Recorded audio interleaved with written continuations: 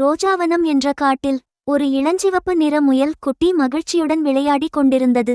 அப்போது அங்கு அழுது கொண்டிருந்த ஒரு அணில் குட்டியை பார்த்தது.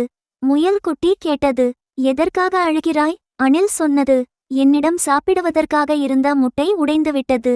இப்போது சாப்பிட எதுவும் இல்லை. முயல் குட்டி சிரித்துக்கொண்டு சொன்னது, இதற்காகவா அழுகிறாய்? இதோ என்னிடம் இருக்கும் கேரட்டை எடுத்துக்கொள். அணில் அதை மகிழ்ச்சியுடன் வாங்கி சாப்பிட்டது. அதைப்போல அங்குள்ள மான், குயில், மயில் எல்லோருக்கும் முயல் குட்டி உதவி செய்தது. ஒருநாள் மரக்கிளையில் ஒரு குரங்கு குட்டி சோகமாய் அமர்ந்திருந்தது. முயல் குட்டி கேட்டது, ஏன் சோகமாயிருக்கிறாய்? குரங்கு குட்டி சொன்னது, என்னால் இந்த மரத்தில் ஏற முடியவில்லை. முயல் குட்டி கை கொடுத்து அதை தூக்கிவிட்டது. அப்படி முயல் குட்டி எல்லா விலங்குகளுக்கும் உதவியதால் அந்த காட்டில் எல்லோரும் மகிழ்ச்சியுடன் இருந்தனர்.